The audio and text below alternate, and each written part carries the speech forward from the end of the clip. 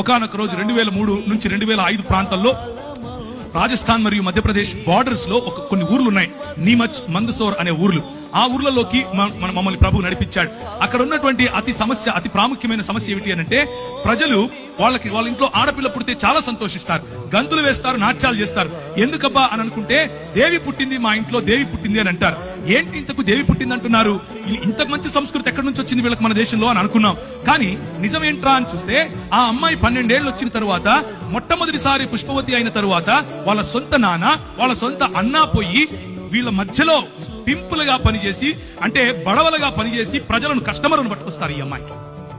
ఇది ఆ సంస్కృతి, ఈ విష సంస్కృతి. ఏంటి ఈ విష సంస్కృతి అని అంటే, నువ్వు ఈ కులంలో పుట్టావు, నీ పనే నీ ఒళ్ళు అమ్ముకోవటం, 12 ఏళ్ళు దాటంగానే నీ ఒళ్ళు అమ్ముకొని తీరాలి అని చెప్పి నేర్పించినటువంటి సంస్కృతి.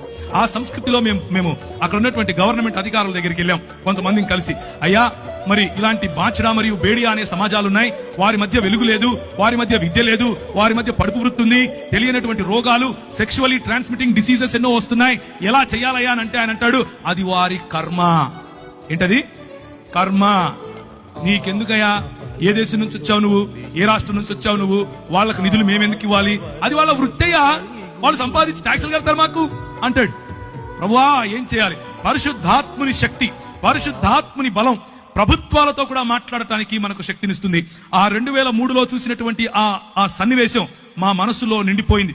మేమందరం కలిసి ఒక ప్రణాళిక తీసుకుని వచ్చాం.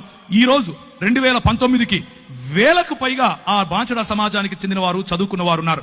వేలకు పైగా పడుపు వృత్తిని వదిలేసిన వారు. వారి మధ్యలో స్కూళ్లు స్థాపించాం, వారి మధ్యలో ఆలయాలు స్థాపించాం, వారికి పరిశుద్ధాత్మ దేవుణ్ణి పరిచయం చేశాం. పరిశుద్ధాత్మ దేవుడు కొంతమందికైతే వారిలో ఉన్న భయంకరమైన రోగాలు, నువ్వు సస్తావు, నువ్వు బ్రతకవు అని డాక్టర్లు చెప్తే చెయ్యి వేసి ప్రార్థన చేస్తే ప్రభు వారిని లేపాడు. స్త్రీలు, చిన్నపిల్లలు వెళ్లి ప్రార్థన చేస్తే వారికి స్వస్థత. ఇలాంటివి ఎన్నో కార్యాలు పరిశుద్ధాత్మ దేవుడు బోర్డు పెట్టుకుని అమ్ముకోవాల్సిన అవసరత లేకుండా చేయగలిగినటువంటి గొప్ప దేవుడు పరిశుద్ధాత్మ దేవుడు.